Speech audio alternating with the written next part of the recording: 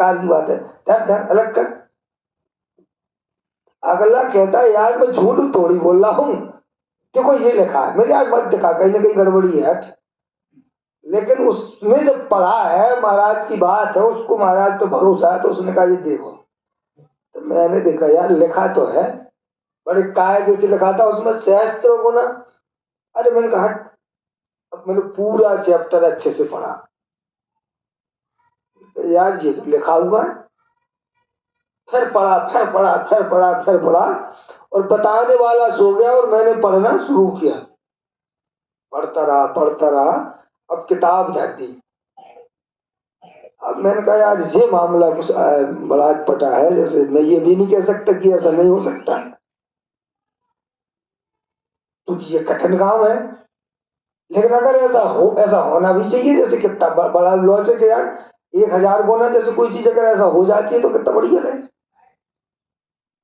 तो मैंने अपनी जिंदगी में सदैव लड़ाई योगी जी महाराज से लड़ी, उन्हीं के काम पे, उन्हीं की बात पे सवाल किया, उन्हीं को सिद्ध किया, उसी को प्रयोग किया। आज भी मैं वही करता हूं, ऐसा कैसे? और उसका नतीजा ये निकला कि महाराज को गिनती उतनी आती थी असल में। वो जैसे हमारी तरह उस समय कॉलेज नहीं चलते थे, ये टट्टू पट्टू जैसे बिलियन ट्रिलियन वाला मामला नहीं था।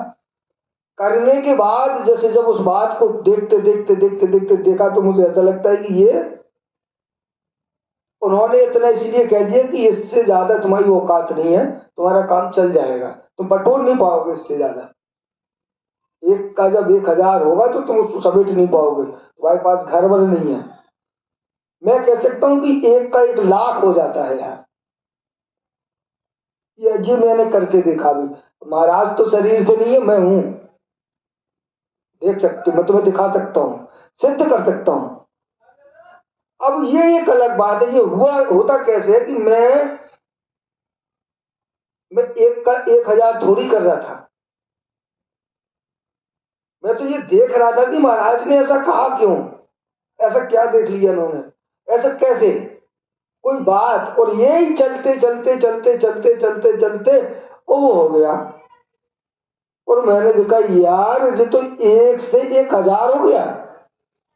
उसके बाद काफी समय बाद मुझे याद आ, अरे इसी को तो मैं ढूंढ रहा था, यही तो मेरी कोशिश थी।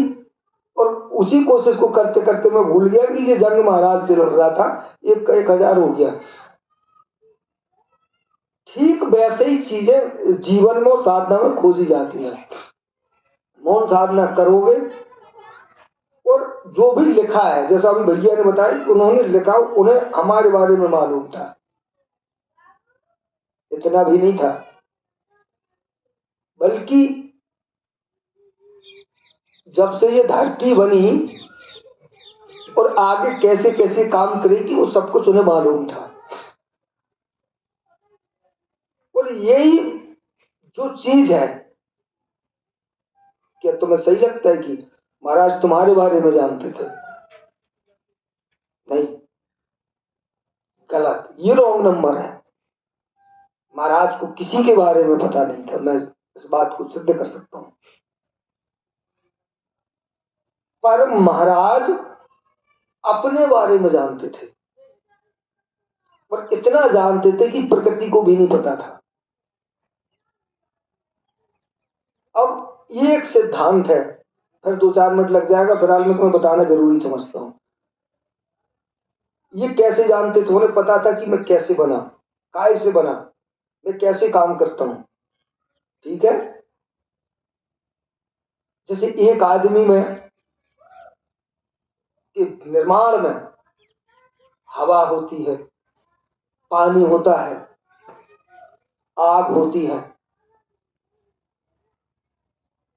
जितनी चीजें होती हैं, जितनी चीजों का इस्तेमाल हुआ है, जब आप उन उन चीजों को जानोगे तो उनसे आप कनेक्ट हो जाओगे।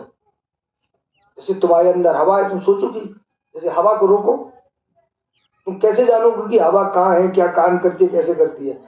तो है ना यार, ऐसे नाक मुंह ऐसे फिर खोलो, फिर ऐसे करके पता चलेगा तो इसकी कितनी जरूरत है। तुम्हें घर की जरूरत है, गाड़ी की जरूरत है, घर वाली की जरूरत है, बच्ची की जरूरत है, कि हवा की जरूरत है। फिर तुम्हें पता चलेगा कि तुम परमात्मा में हो या हवा। ऐसे ढूंढो, उसको तलाशो अपने अंदर। जब तुम्हें पता चलेगा कि तुम तो हवा हो, उसी समय तुम्हें एक चीज दिख जाएगी। तो फिर तुम्हारे मन में एक सवाल आएगा, मैं हवा हूं? अगर मैं हवा हूं तो मैं तो यहां हूं, तो मैं तो वहां हूं, फिर मैं वहां हूं। तो अगर मैं हवा हूं तो मैं अपनी मर्जी से चल सकता हूं क्या? जैसे ही तुम ऐसा कहोगे और जैसे ही तुम्हें ये मालूम चल जाएगा कि हाँ, ये जो मैं हूं और वही हवा है, हवा हूं मैं, बस ये चलने लगेगी। और जैसे ही ऐसा होगा वैसे ही तुम्हारी पर हर बात दुनिया को लगेगी कि जैसे ये तो मेरे लिए कह रहा है। इसे मेरे बारे में, उसे तुम्हारे बारे में नहीं मालूम था यार, लेकिन हवा के बारे में मालूम था, उसे पानी के बारे में मालूम था, उनको आसमान के बारे में मालूम था, उनको जमीन के जर्रे जर्रे के बारे में मालूम था। तुम कहां से टपक पड़े? आज पर से आएगा। इस सृष्टि के प्रत्येक कण के बारे में उन्हें मालूम था। और वो कैसे था? क्योंकि उस सबसे वे बने थे। तो उन्होंने अपनी टेक्नोलॉजी पहचानी थी। मौन साधना का मतलब है अपने को देख यार। कहा क्या राम को देख, कृष्ण को देख, बुद्ध को देख, ईसा को, महावीर, दिन को देख, रात को देख, नहीं यार। 24 घंटे में तुमने क्या किया? मतलब तुम्हें क्या गतिविधियां रही शरीर से, मन से, कैसे? तो 15 मिनट इसलिए है कि तुम्हें भूख पैदा हो जाए, बाकी 24 घंटा भी पड़ा है यार। वो निपट नहीं जाता है काम, उसको कंटिन्यू रखो। और ईंटें पाड़ने हैं तो पाड़ते रहो, दिमाग को कंटिन्यू रखो। वही पूछो ये कैसे हो रहा है, क्यों हो रहा है, ये सब क्या है। ऐसे ही करते करते तुम्हें सृष्टि के सारे रहस्य खुल जाएंगे। और जैसे ही खुलते चले जाएंगे वैसे ही तुम्हें महाराज की एक एक बात ऐसे खुलती चली जाएगी। जैसे महाराज के सामने रामायण, कुरान, बाइबल है, वैसे ही तुम्हारे सामने महाराज जी के साथ चले आएंगे। ये बात देख तो पहली से लिखी थी वहां पर, तुम नहीं पहुंचे, उन्हें अलग बात है। ये कितना यथार्थ है मैं आपको नहीं बता सकता। कोशिश करोगे, ट्राई करोगे, समझ नहीं। ये कोई सिद्धियां विद्या नहीं है, हट, ऐसा नहीं है कुछ। ये है ही ऐसा सब कुछ। अब एक कहावत है ना, बुंदेलखंडी में, किसी की फूट गई दो टक्का करे को।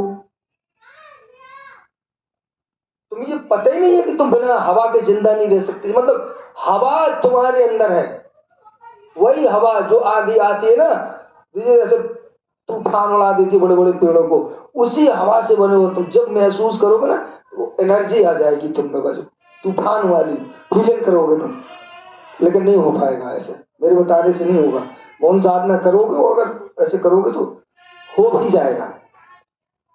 चलिए आगे बढ़ाते हैं। मौन साधना हिंदुस्तान बंधौली से भैया धर्मेंद्र कुमार जी हम सबके मध्य हैं।